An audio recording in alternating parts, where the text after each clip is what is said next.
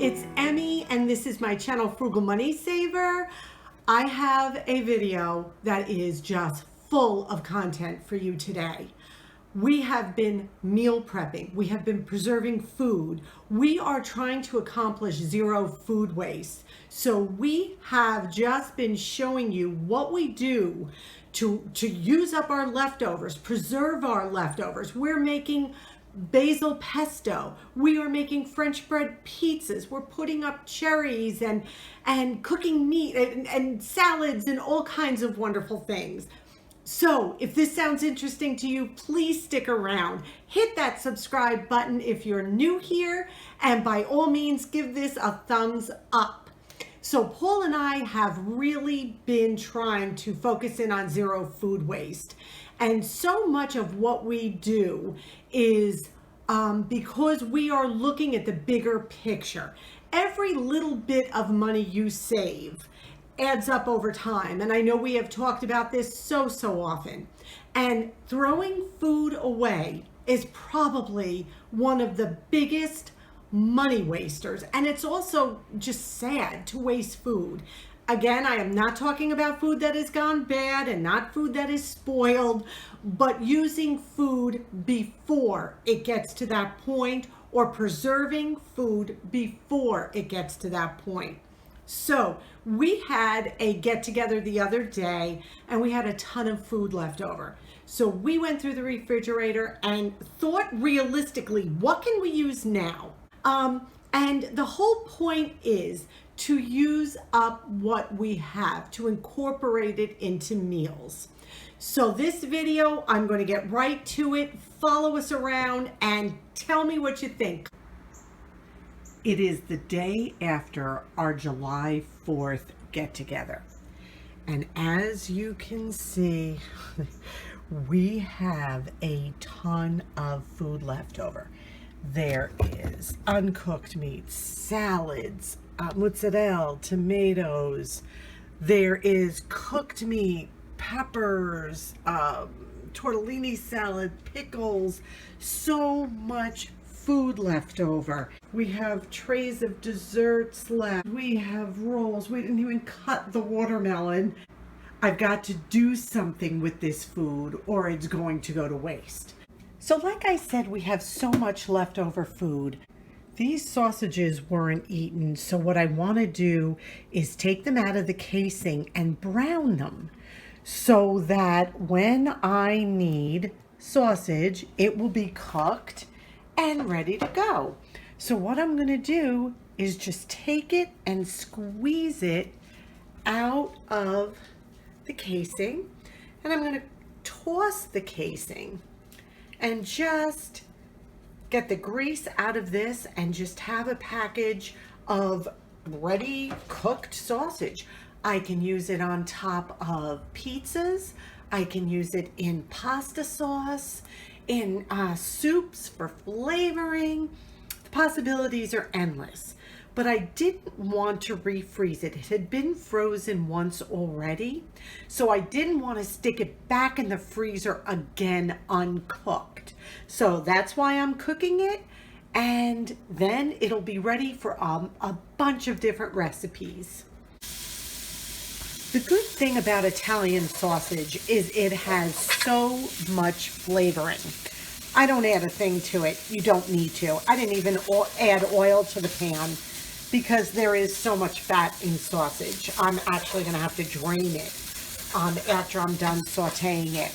But it has got the fennel and the herbs and the spices, and sausage tends to be on the salty side. So that's what makes it such a great flavor enhancer to other dishes like pastas and soups and things like that. Just a little bit goes a long way. So I'm just going to brown this up and then we'll drain it off and we will freeze it.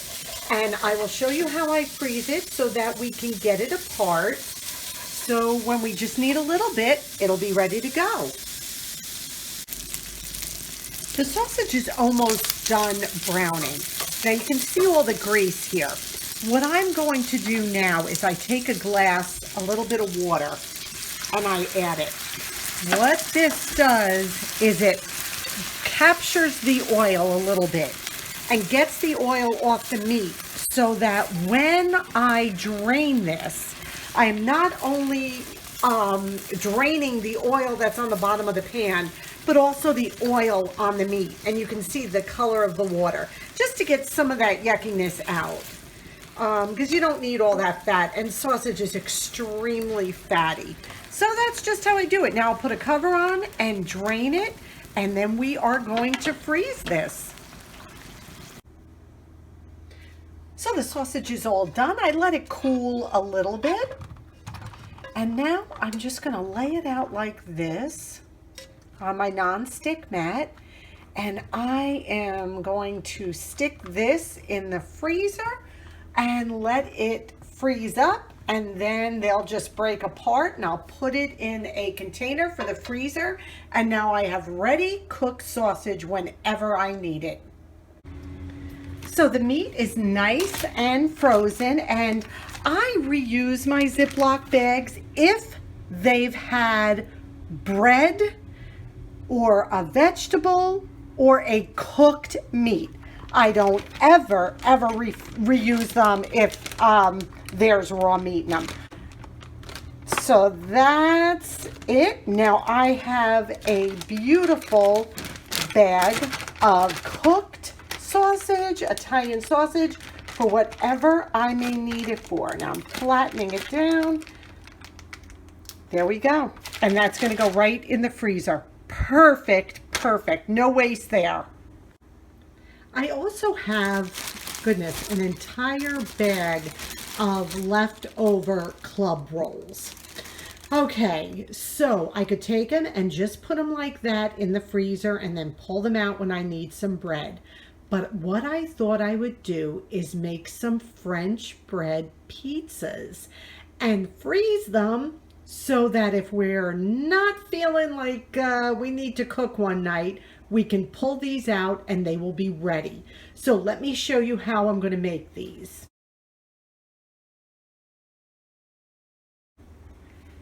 Everything has got the olive oil. Now I'm going to take a little bit of garlic, almost like you're making garlic toast with this. So I'm going to put a little bit of garlic, and I am going to put a little onion, and you can use oregano. I'm not a fan of oregano. I don't think you'll probably ever see me use it, but a lot of people love oregano on pizza. So that's all I'm going to do for right now. Then what I'm going to do is take it and put it in a 400 oven for about 6 to 7 minutes, and then I'll check it. We want it toasty brown, but not too much so. So we just want a nice golden brown color to it. So I'm going to pop this in a 400 oven for about 6 to 7 minutes. Here are the rolls out of the oven. I cooked them for about 8 minutes, but you can see it's just like the edges are lightly browned and they're toasty, just like French bread pizza. Now what I am going to do is I'm going to put my sauce in a small bowl so that I don't cross-contaminate, keep taking my spoon in and out of the jar. So what I'm going to do now is put some, sorry about hitting the camera. We're going to put some sauce on this. Use whatever kind of sauce. Use whatever kind of herbs and spices. This has some basil in it, this pasta sauce that I'm using. And remember, pasta sauce can be interchangeable for pizza sauce. You don't have to go out and buy pizza sauce. Use what you have, like I always say. Beautiful. Make sure you get to the edges, because that's always good. And we're just going to do this. Perfect amount in the jar too, in my little bowl here.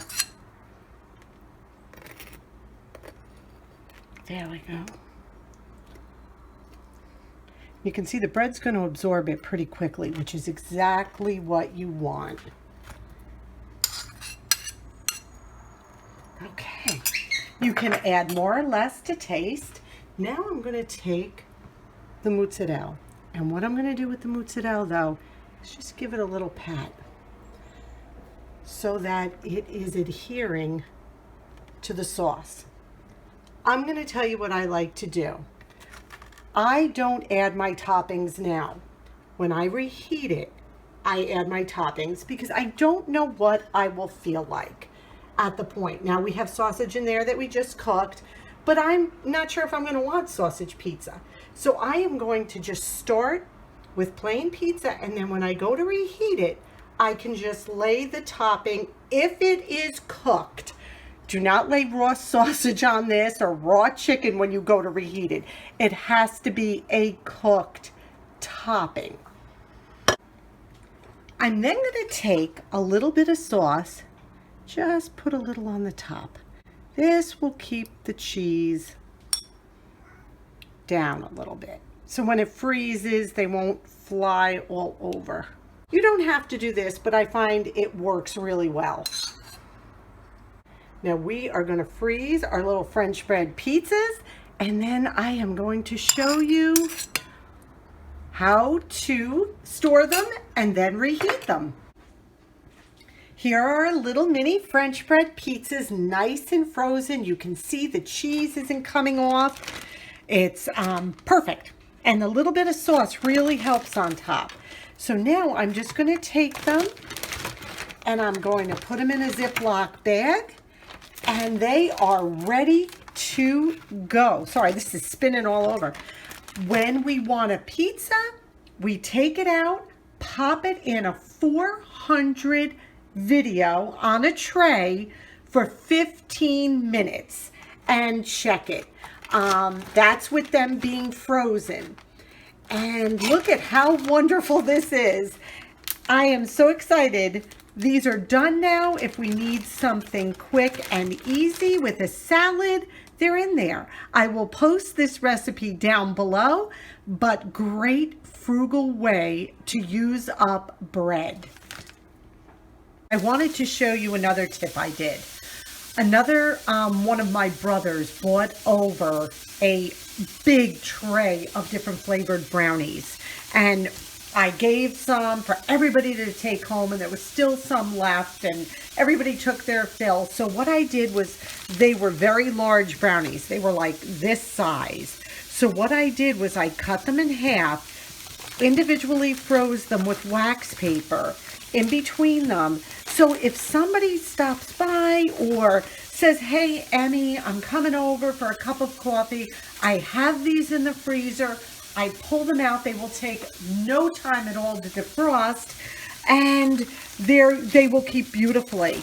With the wax paper, they're all individual, and that's what I did with these. Again, we don't want to waste the food by letting it sit out thinking, oh, we're going to eat that. There's no way, health-wise, that Paul and I are going to eat, 10 brownies this size in the next, 3 weeks. So we cut them up, froze them, someone stops by, we have a little snack. And they're all different flavors. They were beautiful. There's coconut, there's, these look like pecan or walnut, and there was regular chocolate chip and double chocolate chip. So I wanted to preserve them because I know he spent good money on this. Okay, we're going to keep going on with this meal prep. We are getting so much done. So we harvested a bunch of basil, and I froze a lot. It's dripping all over my counter. I froze a lot, but now I figured let's make some pesto. So I am making a nut-free pesto. I do not have pine nuts, so I am going to make it without. I think it comes out just as well. I use a little bit extra Parmesan cheese, and that gives it that nutty flavor. It comes out so well. A lot more economical, because I don't know if you've ever seen the price of pine nuts, but they are extremely expensive.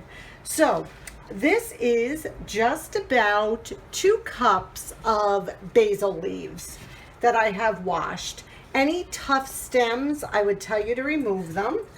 And this is my NutriBullet. Love my NutriBullet. If you have a food processor, it would probably work even better. But being that I don't have a food processor, this is going to be just fine for me.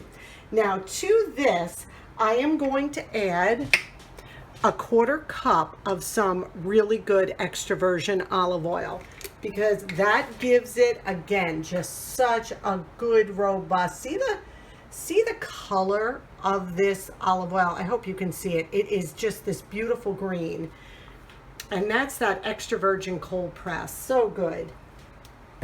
And now I'm also going to add 1 clove of garlic, drop that bad boy in, and then about a tablespoon of lemon juice. That looks good. And a little cracked pepper. Now I'm not adding the cheese yet. So what I'm going to do is I'm going to take this off, put the bottom on,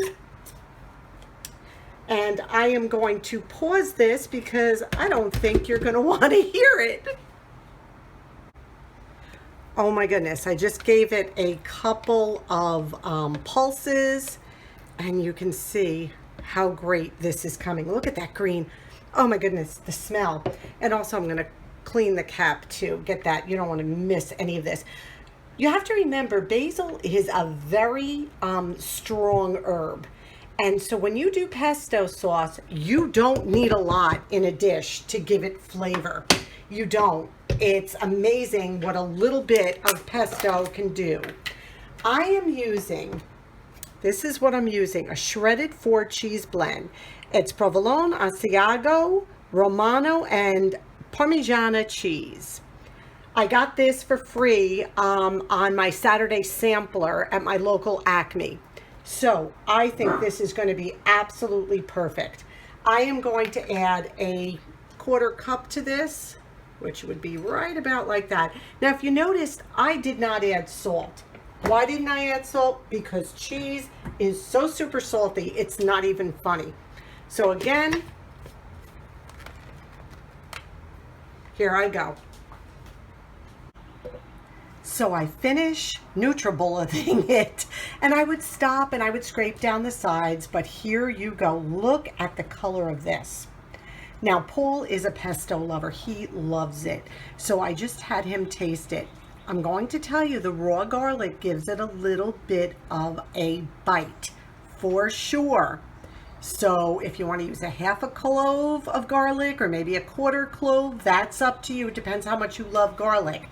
But I have to say, it definitely packs a little bit of a bite in there, that raw garlic. But it is so fresh, so delicious. Now, how would you use this? Maybe a 1/4 cup over a couple servings of pasta. Put it on top of grilled chicken. Remember, a little bit goes a long way. You do not need a lot of this to get that delicious punch of fresh basil flavor. You can put it on top of fish. You could put it on top of, thin it out a little bit with some more olive oil and drizzle it over a salad. Your choices are endless. This will keep in the refrigerator about 3 days covered in a sealed container. If you want to freeze it, put it in ice cube trays, 2 tablespoons in each ice cube tray, and then you will have pesto for the entire winter. You defrost a cube, throw it in soup, take 2 cubes out, put it in a bowl of pasta. You just can't go wrong.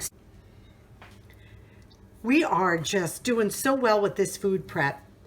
I have some cherries here, and they've actually seen better days. They're a little bit shrivelly. There is no mold. If there is mold on your fruit, throw it out. Don't fool around with that, please.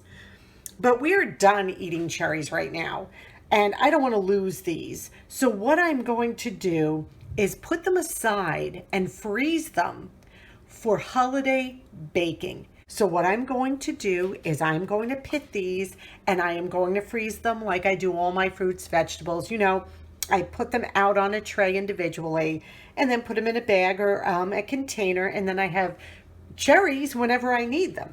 You don't want to freeze them with the pit in it because that would just be impractical. So what I'm going to do is show you how easy. This is just a regular paper straw. I've already done 4. So these are all washed, and I take the stem off, and then what I do is I just gently push on that cherry and the pit pops right out. Here we go. And then this way we are not wasting, again, a thing. Pops right out. Super easy. These cherries are a little shrivelly, but nothing that is any, they're beautiful on the inside. And it comes right out. Your hands are going to get a little pink. It's pretty color though. Or you could wear gloves, whatever works for you. But I don't mind. And again, this is just paper. Comes right out. The cherries are all frozen. So what I'm going to do now is just put them in the bag. I know some of you may be thinking, oh, this is just a little bit of cherries. Why are you taking the time to freeze them and save them? Because any waste of food is a total waste of money. We need to keep that in mind. That, whoop, one tried to get away, is that frugality is not about sometimes the giant, huge savings we do, but it's about the little things that we do on a daily basis that saves us money. But I have a beautiful bag of cherries now that would have gone in the garbage if I had waited another couple days. So beautiful. They're done. They're ready. Here's this little tiny piece of steak we pulled out of the freezer. Now you're going to say we should have just ate that at the last sitting or whatever, but absolutely not. We were full, and so I froze it. And now we're going to add it as a protein to a chef's salad. So Paul's just slicing it thinly against the grain. It was a piece of London broil, but that little piece is going to add so much to our salad. What we started with is just a base salad. We've got romaine lettuce, carrots, celery, cucumber. Now we can take it to the next level. I have some hard-boiled eggs, which will add a little. This is our dinner, by the way, and there's nothing better than a cold salad in the middle of summer. I mean, oh my goodness. And this is hearty enough for Paul, who's my meat and potato guy. And when you build your salad, use whatever veggies. We have tomatoes here, but I didn't feel like it. Paul didn't. But use up whatever vegetables you have to make your salad. And now I'm just going to lay some of that steak on top. I was going to heat it up, and Paul said, no, don't even. So it's already cooked, so that's fine. Look at this. Look what we're creating here. What a meal. Okay, so now we've got lettuce, we've got carrots, we've got celery, we've got cucumbers, we've got hard-cooked eggs, and we have sliced steak. Now what I think I'm going to do is, how about a little feta cheese? Paul, does that sound good? Sounds great. So there we go. What a beautiful salad. To make my honey mustard dressing, what I do is just take a little bit of mayonnaise. I guess it's about a tablespoon roughly. And we don't buy, once in a while we will buy bottled dressing, and you'll see that in my grocery hauls. But 9 out of 10 times we do make our own, because you never know what you feel like. I always tell you that. Then about a teaspoon or so, tablespoon of mustard.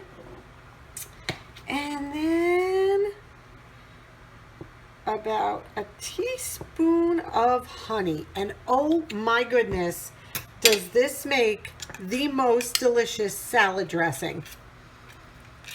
And then I just dribble it on. A little bit goes a long way. Oh, and I think I tell you this all the time. This is like the best mustard. Oh, it's so good. So there we go. Look at this delicious meal. And then I'll just drizzle this on. And what are you having? Paul's just going to have some balsamic vinegar and olive oil. Right, Paul? That's it. Okay, nice and simple. And here we go. And what a meal. This little bit of steak and some vegetables makes a delicious, hearty meal. Wow, that was a lot of food prep, but I feel so good about it. Those French bread pizzas are so delicious, and again, top them with whatever you want. and the cherries and the brownies and the pesto. My husband's been eating that. He loves that pesto. And how about taking that little bit of meat and making it into a meal? We incorporated it into a meal. Nothing is wasted. We're not overeating because we don't want to waste that piece of meat when we served it the first time. So it's really a win-win when you do this. So I hope this was encouraging. I hope you got some ideas to take away from this. And if you did and you enjoyed it, please give it a big thumbs up. We appreciate you so much. Thank you for spending time with us. And until our next video, we love you and we wish you blessings. Bye-bye.